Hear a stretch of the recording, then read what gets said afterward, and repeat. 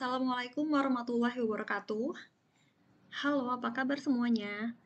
Semoga semua dalam kondisi sehat ya, dan dalam kondisi siap menerima perkuliahan hari ini. Selamat datang di mata kuliah stabilitas obat ya. Nah, mata kuliah ini akan diampu oleh saya, Sabwika Najmi Kausari, bersama dengan rekan dosen lainnya yaitu Bapak Aji Humaydi. Nah, karena hari ini merupakan pertemuan pertama, maka sebelum kita masuk ke materi perkuliahan, maka saya akan membahas mengenai kontrak perkuliahan terlebih dahulu. Ya. Oke, apa saja rincian materi yang akan kita pelajari selama satu semester ke depan ya, dari pertemuan 1 hingga pertemuan ke-16. Nah, untuk pertemuan pertama, kita akan membahas mengenai kontrak kuliah terlebih dahulu, baru kemudian masuk ke dalam materi konsep dasar stabilitas obat ya. Kemudian pertemuan kedua dan ketiga, kita akan bahas mengenai waktu paru dan orde reaksi. Kemudian pertemuan 4-5 mengenai jenis stabilitas obat. Selanjutnya pertemuan 6 hingga pertemuan 7 kalian akan ada presentasi kelompok ya mengenai artikel ilmiah dengan tema stabilitas obat. Nah, kemudian untuk pertemuan ke-8 kita ada jadwal ujian UTS, pertemuan 9 hingga pertemuan 16 ini setelah UTS akan diampu oleh Bapak Aji Humaydi ya. Pertemuan 9 ini ada solubilitas dan gejala distribusi dan lain sebagainya hingga pertemuan ke-13-15 kalian akan ada presentasi kelompok lagi ya mengenai uji stabilitas dalam sediaan farmasi. Oke. Kemudian buku apa saja yang akan kita gunakan ya sebagai referensi di mata kuliah ini?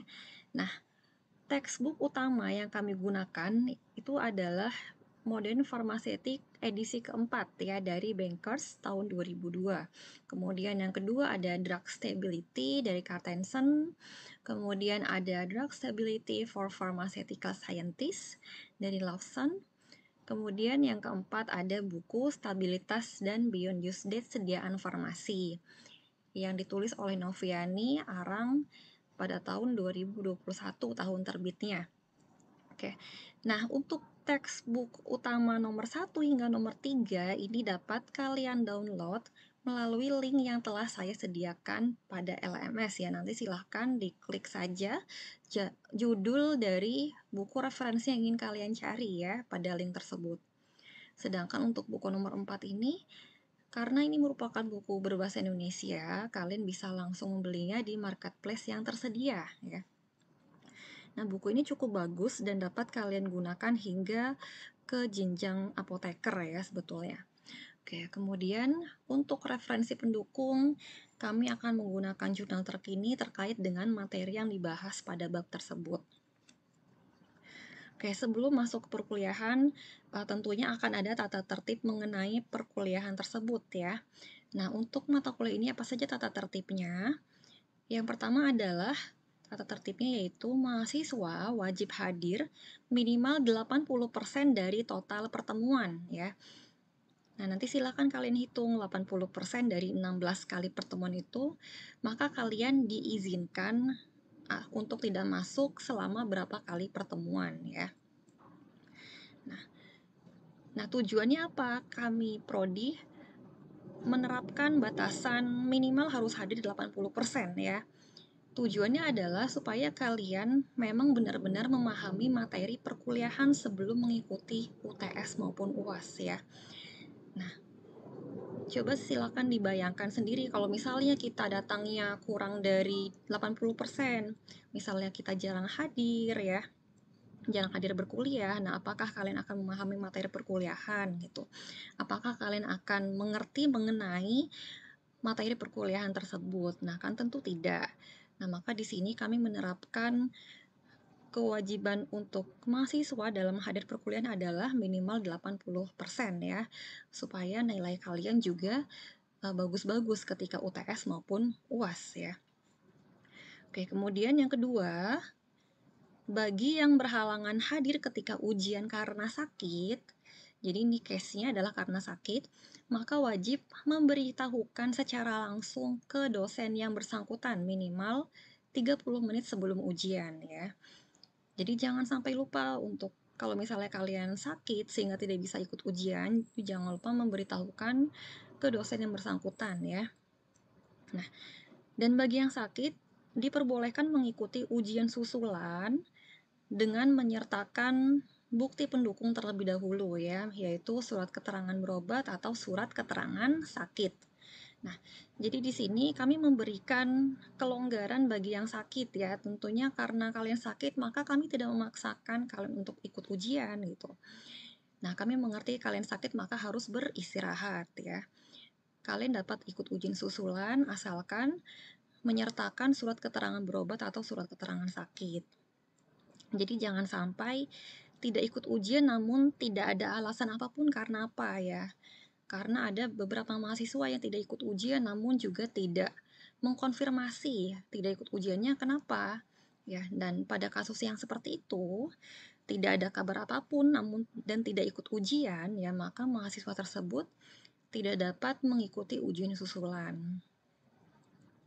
Oke, kemudian yang ketiga, nah bersungguh-sungguh mengikuti perkuliahan ya, mengerjakan kuis, kemudian mengerjakan tugas, UTS maupun UAS ya. Jadi kalian harus bersungguh-sungguh dalam mengikuti perkuliahan ini maupun perkuliahan apapun sebenarnya ya. Kemudian mengerjakan kuisnya juga mengerjakan kuis dengan sepenuh hati, jangan sampai jawabannya asal ya. Harus mengerjakan kuis ini kalian anggap sebagai tabungan nilai kalian sebelum UTS maupun sebelum UAS.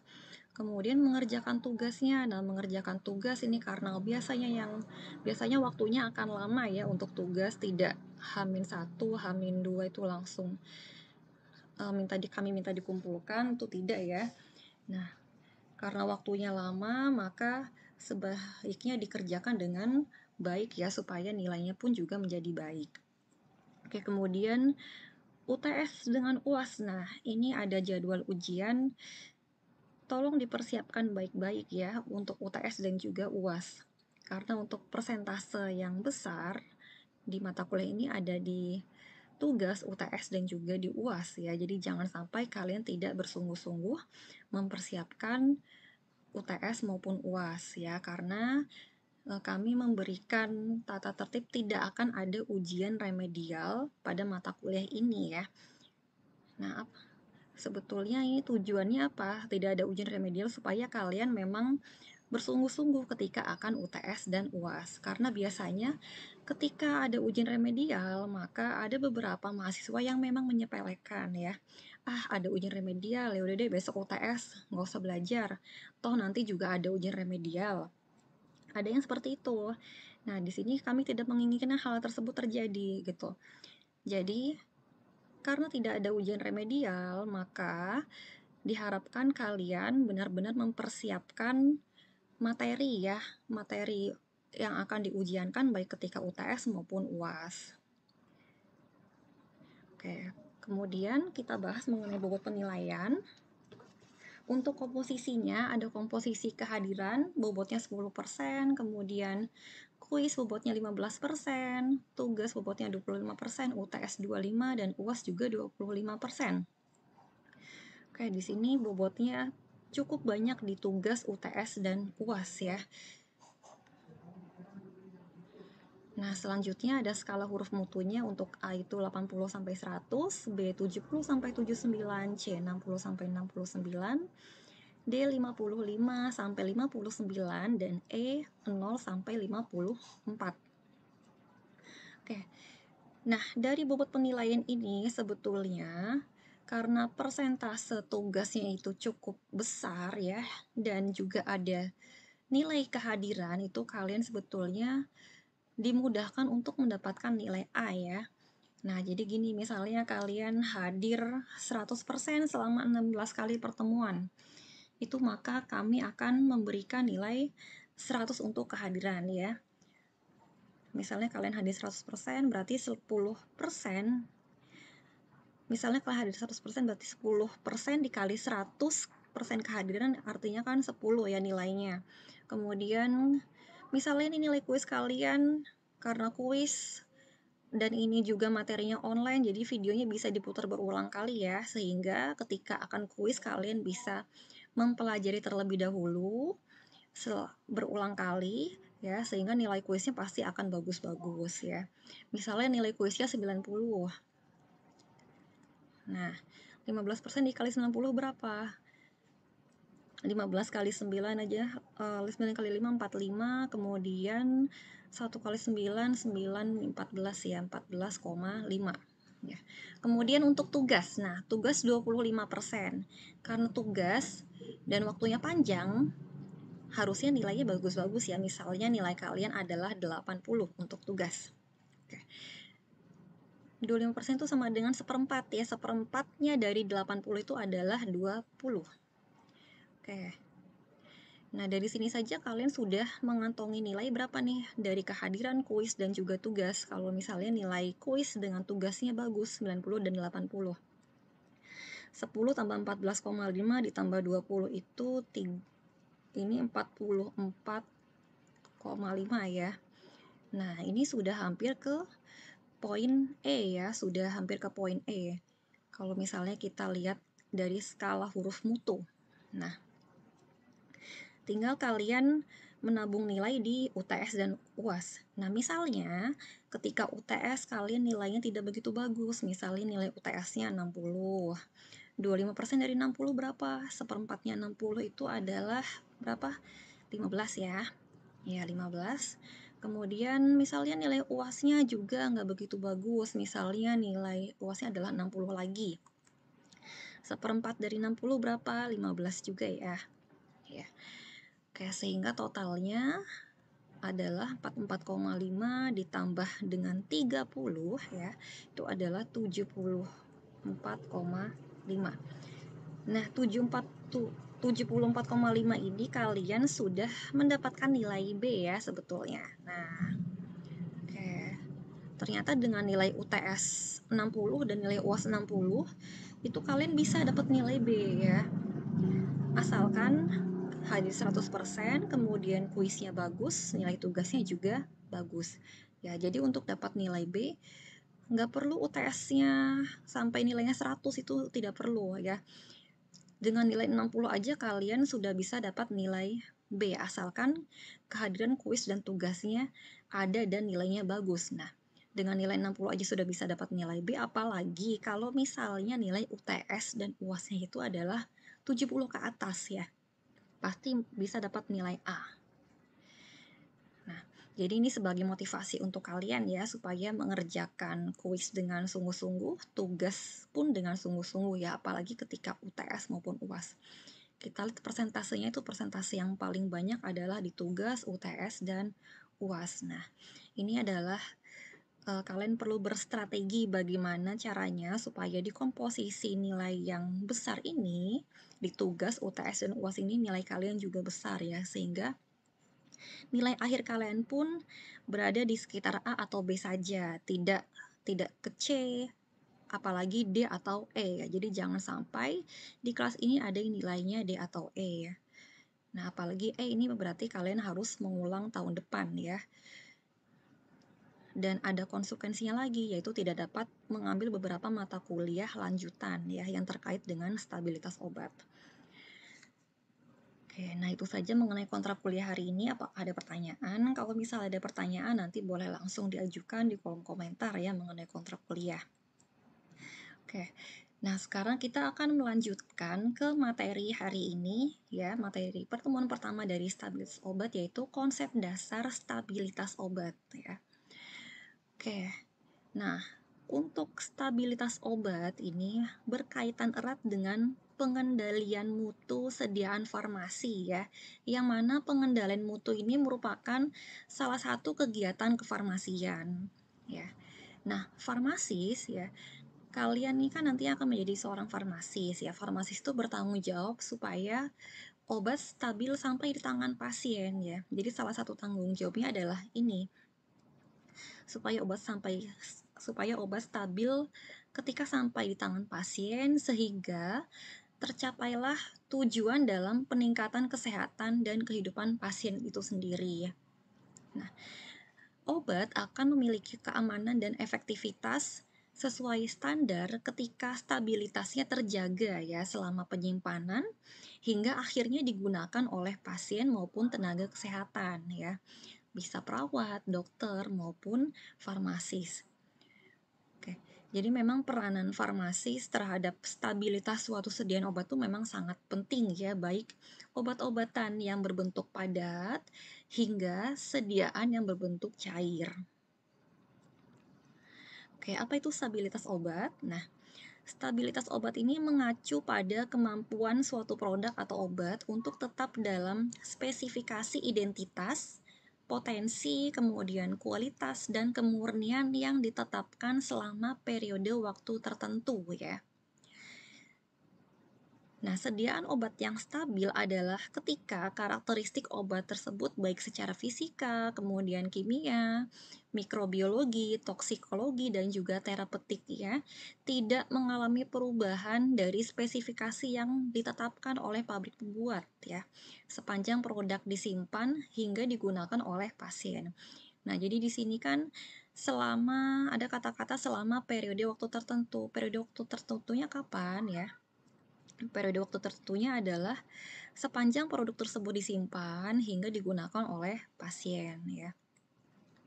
Jadi spesifikasi identitasnya tidak berubah, potensi obat tersebut juga tidak berubah. Demikian juga dari segi kualitas maupun kemurniannya tidak berkurang dari 90% ya. Oke, kemudian apa saja faktor yang mempengaruhi stabilitas obat? Ada beberapa faktor. Yang pertama adalah suhu, kemudian pH, selanjutnya ada cahaya atau sinar matahari, kemudian ada pelarut atau eksipien, ada faktor kelembapan, kemasan, dan juga faktor ruang pencampuran. Oke, yang pertama dibahas adalah faktor suhu ya. Nah, untuk setiap obat ini pastinya akan memiliki kondisi penyimpanan yang spesifik ya, di mana suhu yang tidak sesuai maka dapat mengakibatkan struktur obat tersebut berubah, sehingga akan mempengaruhi efek zat aktif yang terkandung dalam obat ya. Strukturnya berubah, pasti efeknya pun juga akan berubah ya. Nah, kenaikan suhu yang tinggi akan meningkatkan atau mempercepat reaksi oksidasi, kemudian reaksi reduksi, dan juga reaksi hidrolisis. Akibatnya, senyawa atau kandungan dari obat terdegradasi sehingga obat menjadi rusak. Nah, obat ini maka akan dapat menjadi kurang manjur ya. Efikasinya berkurang, bahkan dapat menghasilkan efek yang berbeda dari yang seharusnya. Nah, bahkan bisa saja menghasilkan suatu zat yang toksik ya. Toksisitasnya meningkat. Nah, selain itu, ini pengaruh suhu juga akan berhubungan dengan waktu kadaluarsa obat ya, atau umur simpan obatnya pun dapat berubah ketika obat tersebut tidak diletakkan pada suhu yang sesuai. Oke, berdasarkan buku panduan resmi standarisasi sediaan obat (FI) ya. Nah, suhu penyimpanan maupun suhu yang harus diperhatikan pada obat itu ada beberapa ya. Ada suhu dingin, kemudian sejuk, suhu kamar atau suhu ruang, ada kulkas, freezer, hangat, dan juga panas berlebih. Untuk suhu dingin, ini suhunya tidak boleh lebih dari 8 derajat Celcius. Kemudian untuk suhu sejuk, suhunya harus berkisar 8-15 derajat Celcius. Kemudian suhu kamar atau suhu ruang, ini suhunya harus berkisar antara 8 hingga 30 derajat Celcius. Untuk suhu kulkas, suhunya berkisar antara 2-8 derajat Celcius. Kemudian untuk suhu freezer, freezer ini suhunya harus berkisar antara min 25 hingga min 10 derajat Celcius. Untuk suhu hangat yaitu antara 30-40, dan untuk suhu panas berlebih ini yaitu lebih dari 40 derajat Celcius. Nah, ini adalah suhu yang memang telah ditetapkan berdasarkan panduan resmi standarisasi sediaan obat ya. Oke, nah sekarang apa contoh obat yang stabilitasnya dipengaruhi oleh suhu? Contoh obatnya yaitu meropenem ya. Dapat kita lihat di sini pada labelnya meropenem itu stabil atau harus disimpan pada suhu 20 sampai 25 derajat Celcius. Sini ya. Store at 20 to 25 degrees of Celsius ya. Nah, jadi di sini harus disimpan pada suhu yang sesuai. Kalau ketika tidak disimpan pada suhu 20 sampai 25 derajat Celcius, maka stabilitasnya pun akan berkurang ya. Oke. Kemudian faktor berikutnya adalah pH. Nah, pH ini akan mempengaruhi laju dekomposisi senyawa obat ya. Ketika terjadi perubahan pH, maka akan berisiko meningkatkan perubahan yang berdampak pada ketidakstabilan.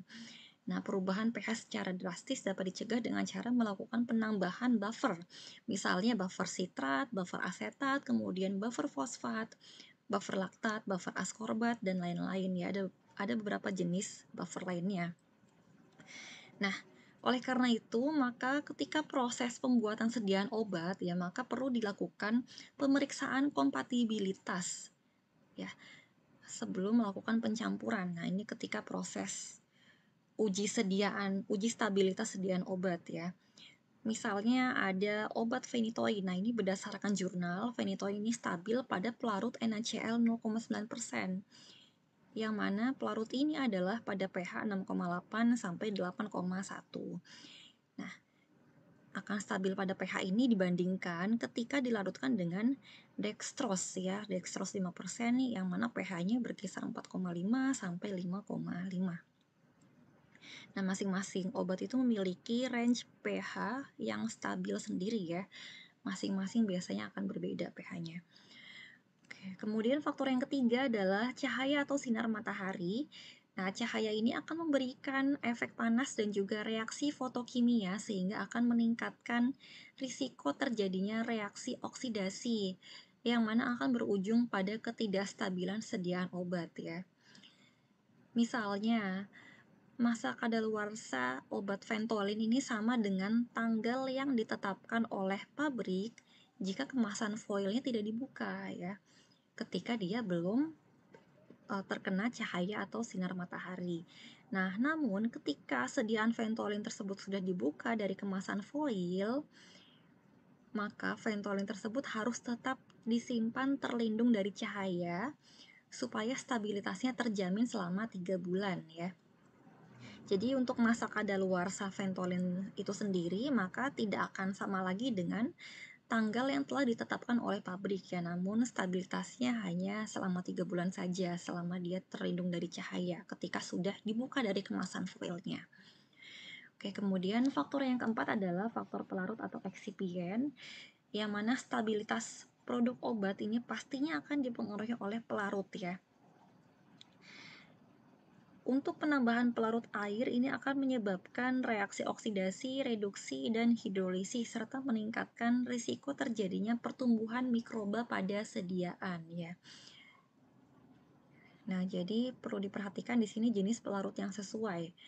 Nah, misalnya untuk meropenem dengan merek dagang Meroven. Ya, ketika Meroven ditambahkan pelarut NaCl 0,9%, ternyata stabilitasnya adalah selama 8 jam. Nah, namun ketika Meroven dilarutkan dalam glukosa 5%, maka stabilitasnya hanya berkisar selama 5 jam saja. Jadi di sini perbedaan pelarut akan mempengaruhi stabilitas dari obat itu sendiri ya. Kemudian faktor yang kelima dari stabilitas obat itu adalah kelembapan ya. Karena untuk udara yang lembab maka akan dapat mengakibatkan sediaan obat itu mudah terhidrolisis, kemudian mudah ditumbuhi mikroorganisme. Nah, maka dari itu pada proses obat kita sering menemukan kata-kata simpan obat di tempat kering ya. Nah, tempat kering ini maksudnya apa? Tempat kering itu adalah tempat penyimpanan dengan kelembapan relatif rata-rata tidak lebih dari 40% pada suhu ruangan terkendali atau sebanding dengan tekanan penguapan air pada suhu lain ya. Jadi tidak lebih dari 40% pada suhu ruangan terkendali. Oke, nah apa itu suhu ruangan terkendali ya? Berapa suhunya untuk suhu ruangan terkendali ini? Suhu ruangan terkendali ini maksudnya adalah suhu ruangan tersebut dipertahankan pada suhu antara 20 sampai 25 derajat Celcius ya. Yang mana masih diperbolehkan terjadi penyimpangan atau lonjakan suhu antara 15 sampai 30 derajat Celcius. Nah, jadi kelembapannya supaya stabilitasnya terjaga tidak boleh lebih dari 40% ya kelembapannya. Oke, faktor berikutnya yang mempengaruhi stabilitas obat adalah kemasan. Nah, beberapa material kemasan obat itu ada plastik, gelas, logam, karet ya, bermacam-macam kemasan dari sediaan obat ya. Nah, kemasan obat yang dipakai ini harus bersifat inert atau tidak bereaksi maupun berinteraksi dengan sediaan obat itu sendiri. Nah, jenis kemasan obat terutama obat yang dikemas ulang atau repacking ya, kemudian dicampur atau diracik itu harus kita perhatikan ya. Yang mana bahan yang umum digunakan itu adalah kaca karena memiliki risiko kecil untuk mempengaruhi sediaan obat baik secara fisika dan juga secara kimia. Kemudian faktor yang ketujuh yang mempengaruhi stabilitas obat adalah ruang pencampuran. Nah, pemilihan ruang pencampuran ini harus kita perhatikan ya. Terutama adalah untuk menjaga stabilitas mikrobiologi. Jadi untuk stabilitas itu kan ada beberapa jenis.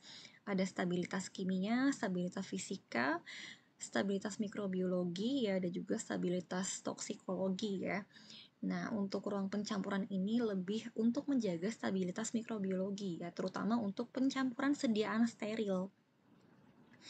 Nah, untuk sumber kontaminasi mikrobanya itu bisa dari air ya, misalnya ada pseudomonasnya, kemudian bisa dari udara ya, bisa timbul jamur atau ditumbuhi juga penicillium. Kemudian bisa dari kemasan itu sendiri ya, sumber kontaminasi mikroba, kemasan yang tidak steril, kemudian bisa dari bahan baku obatnya yang terkontaminasi, kemudian bisa dari personil ya, atau dari SDM. Misalnya ada Staphylococcus dan juga ada Streptococcus ya. Kemudian bisa juga kontaminasi mikroba dari instrumen dan peralatan yang digunakan ya. Jadi ruang pencampurannya harus diperhatikan supaya steril. Oke. Nah, jadi itu tadi merupakan faktor-faktor yang mempengaruhi dari stabilitas obat. Oke, sekarang kita akan membahas mengenai shelf life. Oke, apa itu shelf life? Shelf life itu adalah umur simpan ya, yaitu lamanya waktu dari suatu produk atau obat akan bertahan tanpa mengalami kerusakan ya. Jadi lama waktunya berapa tanpa mengalami kerusakan. Nah, selain itu beberapa sumber buku juga menyebutkan bahwa umur simpan ini dapat didefinisikan sebagai masa dari potensi asli. Potensi asli itu kan artinya masih 100% ya potensinya. Potensi asli suatu obat aktif itu akan berkurang menjadi 90% atau T90. Jadi waktunya itu berapa lama ya? Berapa lama dari potensi asli obat aktif tersebut berkurang menjadi 90%. Nah, meskipun untuk batas waktu ini dapat lebih strict atau dapat lebih ketat ketika degradasi obat tersebut akan menghasilkan produk yang toksik atau beracun. Nah, namun sebagian besar yang digunakan adalah T90 ya untuk umur simpan. Nah, untuk umur simpan ini akan dibatasi oleh degradasi kimia dari bahan aktif, kemudian stabilitas fisik produk obat, misalnya perubahan bentuk kristal obat ataupun perubahan penampilan produk obat itu sendiri. Kemudian umur simpan juga dibatasi oleh stabilitas mikrobiologi dan juga stabilitas toksikologinya. Oke, kalau yang tadi shelf life, sekarang ada istilah masa kedaluarsa ya. Apa itu masa kadaluarsa? Masa kadaluarsa adalah batas waktu di mana suatu sediaan tidak boleh digunakan lagi, ya. Yang mana masa kadaluarsa ini menunjukkan umur simpan berakhir untuk suatu produk. Oke, untuk masa kadaluarsa dapat kita bagi menjadi dua, ya, yaitu masa kadaluarsa sebelum kemasan primernya dibuka, yang kita sebut sebagai expired date, dan juga ada masa kadaluarsa setelah obat tersebut dibuka dari kemasan primernya, yaitu beyond use date ya. Untuk expired date ini masa kadaluarsanya ditentukan oleh produsen atau pabrik pembuat obat ya, dan dicantumkan pada kemasan selama produk disimpan pada tempat yang tepat dan juga belum dibuka dari kemasan primer ya. Jadi selama produknya ini disimpan pada tempat yang tepat dan juga belum dibuka dari kemasan primernya, maka masa kadaluarsanya mengikuti tanggal yang dicantumkan di kemasan tersebut, yaitu expired date-nya. Kemudian untuk beyond use date, untuk beyond use date ini adalah masa kadaluarsa yang ditentukan setelah obat dibuka dari kemasan primernya, atau ketika obat tersebut telah mengalami pencampuran dengan bahan lainnya, misalnya dilarutkan ya, atau mengalami rekonstitusi, kemudian diracik ya, atau bisa juga mengalami repacking, dipindahkan dari satu wadah ke wadah yang lain. Ini maka masa kadaluarsanya tidak akan sama dengan masa kadaluarsa sebelum kemasan tersebut dibuka ya. Masa kadaluarsanya menjadi lebih singkat untuk yang beyond use date ini. Nah, untuk beyond use date ada beberapa produk yang memang dicantumkan tanggal atau waktu beyond use date-nya. Ada juga yang tidak dicantumkan ya, sebagian besar tidak mencantumkan. Misalnya untuk jenis suspensi, suspensi itu biasanya dia akan stabil, suspensi antibiotik ya, misalnya amoxicillin, dia biasanya akan stabil selama 7 hari setelah mengalami rekonstitusi.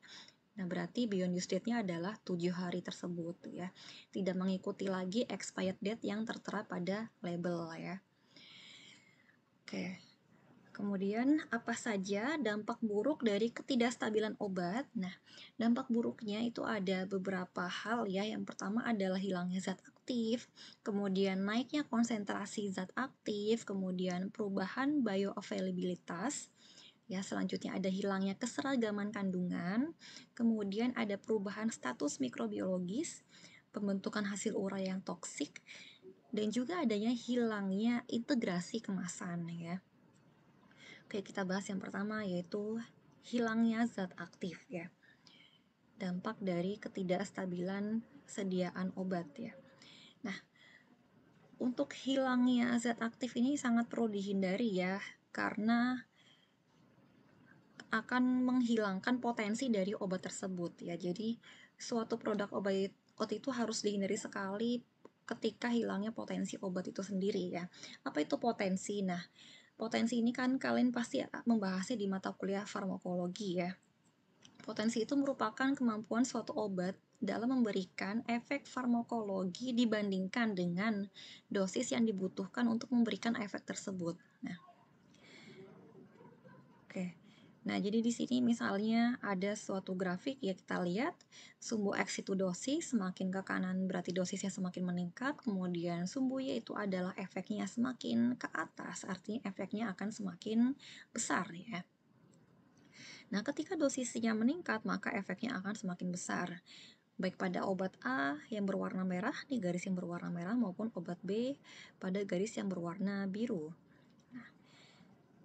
Pada jenis obat ini dapat kita tarik garis lurus ya, misalnya kita tarik garis lurus di sini. Misalnya kita tarik garis putus-putus di sini ya, sehingga akan memutus pada garis obat A dan juga pada garis obat B.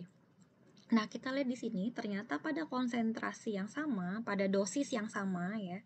Ini misalnya dosisnya adalah X ya, dosisnya sama nih, sama-sama dosis sebesar X pada obat A maupun pada obat B. Namun ternyata akan memberikan efek yang berbeda ya. Pada obat B itu efeknya akan lebih tinggi dibandingkan dengan pada obat A. Inilah yang dikatakan sebagai potensi ya, kemampuan suatu obat untuk memberikan efek farmakologi dibandingkan dengan dosis yang dibutuhkan untuk memberikan efek tersebut. Sehingga di sini dapat dilihat bahwa potensi suatu obat itu akan sangat berkaitan dengan konsentrasi zat aktif obat tersebut ya. ketika konsentrasinya itu meningkat, ya maka potensinya juga akan meningkat. Ya, kemampuan obat tersebut dalam memberikan efek farmakologi pun akan meningkat. Nah, namun ketika konsentrasinya menurun, ya ketika konsentrasinya kurang dari yang seharusnya atau kurang dari dosis yang dibutuhkan, ya ketika konsentrasinya kurang dari dosis yang dibutuhkan, maka potensinya juga akan berkurang. Nah, jadi disinilah hal yang sangat tidak diinginkan, ya hilangnya zat aktif dari suatu produk obat, ya ketika obat tersebut mengalami ketidakstabilan. Oke, ini yang pertama. Kemudian, nah, untuk produk apapun ya sebetulnya, baik itu produk obat maupun produk kosmetik dan lain-lain, sediaan farmasi lainnya, ketika produk tersebut memiliki konsentrasi kurang dari 90% dari konsentrasi aslinya atau konsentrasi yang tertera atau spesifikasi, ya gampangnya kita katakanlah spesifikasi yang tertera pada label obat atau label klaim, ya, maka kualitas obat tersebut tidak dapat diterima, ya. Jadi konsentrasi dari suatu obat atau spesifikasi dari suatu obat itu tidak boleh kurang dari 90% dari label klaim, ya. Nah, karena artinya obat tersebut dikatakan sudah tidak stabil lagi, ya stabilitasnya telah menurun jauh gitu. Nah, oleh karena itu, maka umur simpan sebagian besar obat ini ditentukan ketika konsentrasi obat tersebut adalah masih sama dengan atau di atas 90% dari konsentrasi aslinya. Nah, maka kita katakan sebagai T90, ya, jika produk tersebut disimpan sesuai dengan petunjuk label. Nah, jadi umur simpan ini pasti ditentukannya tidak kurang dari 90%, ya. Tidak kurang dari 90% konsentrasi asli. Dia harus sama dengan atau di atas 90% dari konsentrasi aslinya. Nah, disitulah umur simpan itu ditentukan. Ya. Oke, kita lanjut. Oke, kemudian yang kedua itu adalah naiknya konsentrasi zat aktif, ya. Jadi dampak ketidakstabilan sediaan obat ternyata selain hilangnya zat aktif juga bisa meningkatkan konsentrasi zat aktif, ya. Namun naiknya konsentrasi zat aktif ini adalah hal yang tidak diinginkan, ya. Nah, karena apa? Karena ini akan meningkatkan dosis dari yang seharusnya kita gunakan, ya. Nah, misalnya pada gel lidocaine, ya. Pada gel lidocaine ini perfusion back-nya kadang-kadang tidak dapat mencegah pelarut tersebut keluar dan menguap sehingga produk di dalam wadah tersebut mengalami peningkatan konsentrasi, ya. Jadi hilangnya pelarut ini akan dapat meningkatkan konsentrasi zat aktif dari obat tersebut, ya, sehingga konsentrasinya meningkat. Akibatnya dosis yang kita gunakan itu juga akan lebih besar daripada dosis yang seharusnya, ya. Dosisnya menjadi tidak sesuai dari yang kita gunakan. Nah, ini juga hal yang tidak kita inginkan pada sediaan-sediaan farmasi. Oke, kemudian yang ketiga adalah perubahan bioavailabilitas. Oke, apa itu bioavailabilitas, ya?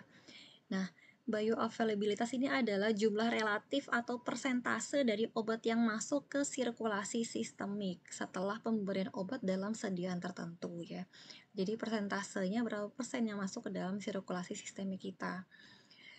Nah, untuk beberapa produk ketika dirilis ke pasaran ternyata ada beberapa produk yang gagal uji disolusi, ya, sehingga mengakibatkan penarikan kembali jenis obat tersebut. Oke, apa itu uji disolusi? Nah, uji disolusi itu adalah uji yang digunakan untuk mengetahui secara in vitro pelepasan zat aktif obat dari bentuk sediaan menjadi bentuk terlarutnya. Oke.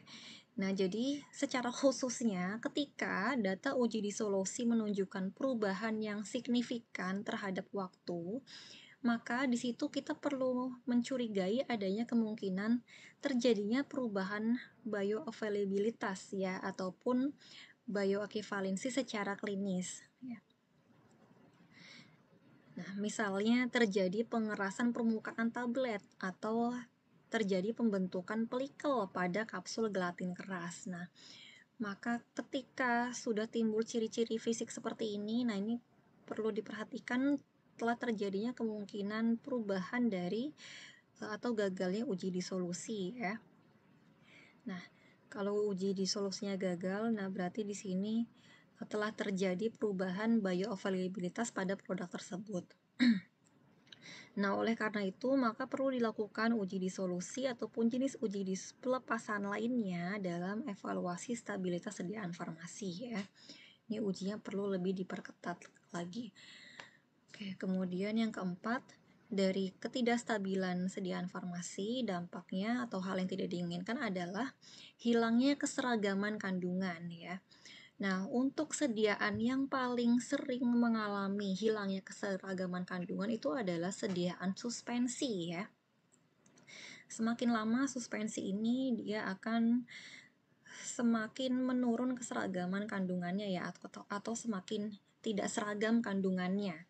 Nah, sebagai fungsi waktu, misalnya tadi untuk sediaan suspensi antibiotik amoksilin, dia beyond use date-nya atau waktu kadaluarsanya setelah kemasan tersebut, setelah obat tersebut mengalami rekonstitusi adalah 7 hari. Nah, setelah lewat dari 7 hari, maka keseragaman kandungannya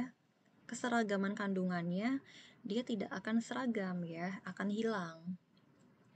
Nah, semakin lama suspensi tersebut akan mengendap di dasar wadah ya, perlahan-lahan akan mengendap di dasar wadah sehingga keseragaman kandungannya tidak terpenuhi. Nah, akibatnya apa? Coba bayangkan kalau misalnya suspensi yang sudah mengendap di dasar wadah itu tetap kita konsumsi ya. Nah, ketika sudah tidak seragam kandungannya kemudian masih kita konsumsi, maka akibatnya adalah ketika obat tersebut kita minum pada awal masa pengobatan ya. Nah, ketika obat tersebut kita minum pada awal masa pengobatan, nah ini misalnya adalah suspensi, kemudian suspensi yang mengendap di bawah, kemudian di atas ini masih berupa larutan yang jernih ya, karena suspensi sudah mengendap di bawah. Nah, pada awal pengobatan itu kan artinya yang keluar lebih dahulu adalah yang bagian atas ya. Yang bagian bawah mungkin ada yang ikut sedikit. Nah, pada bagian awal pengobatan, maka takaran yang kita konsumsi atau dosis obatnya itu tidak akan memenuhi dosis ya. Sehingga pengobatannya tidak akan efektif. Dosis obat yang kita konsumsi ternyata tidak cukup. Nah, sedangkan ketika sudah sampai pada akhir pengobatan, nah misalnya ini sudah hampir habis suspensinya, yang artinya adalah ketika suspensi ini sudah obat yang kita konsumsi adalah yang sudah suspensinya pekat ya. Nah, maka dosisnya justru akan lebih meningkat daripada yang seharusnya. Yang kita konsumsi ini dosisnya lebih tinggi. Nih, dosisnya akan lebih tinggi atau bahkan akan sangat tinggi gitu. Nah, akibatnya apa? Akibatnya adalah bisa saja timbul toksisitas ya, karena kita mengkonsumsi obat tidak sesuai dengan dosis, bahkan melebihi dosis yang dianjurkan. Oke. Nah, ini adalah bahaya dari hilangnya keseragaman kandungan pada sediaan suspensi ya. Nah, oleh karena itu, maka untuk sediaan suspensi ini perlu dilakukan pengujian volume sedimentasi maupun redispersi ya dalam protokol stabilitas obat tersebut. Nah, jadi sebelum obat tersebut dirilis di pasaran, perlu diuji volume sedimentasi dan juga redispersi, supaya memang benar-benar dipastikan bahwa kandungan obat tersebut telah seragam ya, sehingga tidak akan mempengaruhi dosis yang dikonsumsi oleh pasien. Oke, kemudian yang kelima, dampak dari ketidakstabilan sediaan farmasi adalah perubahan status mikrobiologis. Oke, nah pada sekitar 25 tahun yang lalu ya, untuk status mikrobiologis produk farmasi ini hanya diperhatikan ketika obat tersebut akan diberikan melalui rute parenteral atau ophthalmic ya. Jadi selain rute ini biasanya kurang diperhatikan, itu 25 tahun yang lalu. Nah, namun untuk saat ini seluruh sediaan farmasi maka diharuskan untuk steril. Nah, pada dasarnya, ada dua kemungkinan kondisi mikrobiologis sediaan farmasi berubah signifikan seiring waktu ya.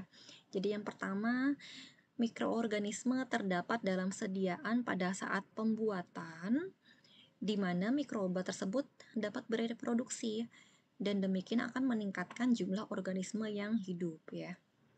Nah, maka untuk mengurangi hal tersebut, kita perlu perhatikan mengenai kualitas bahan mentahnya, kemudian kondisi fasilitas pabrik, dan juga sistem operasinya ya. Jadi untuk mengurangi adanya mikroorganisme pada saat pembuatan sediaan farmasi ya.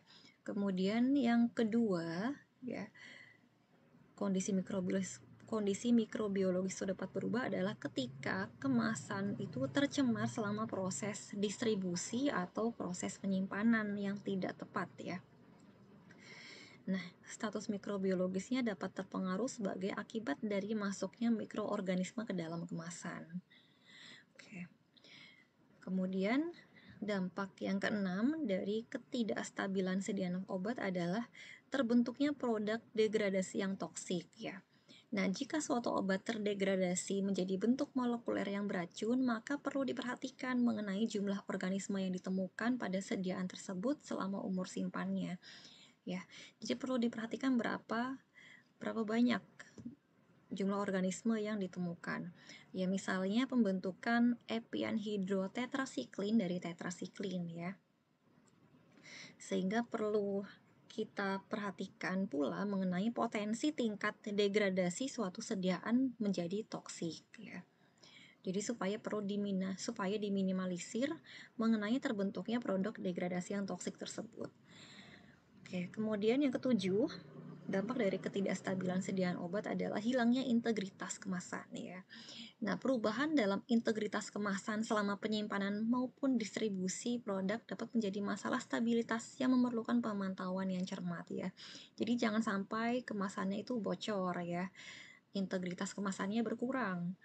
Nah, perubahan tersebut mengakibatkan kemungkinan terjadinya peningkatan risiko baik dari sisi kimia maupun dari sisi biologis ya.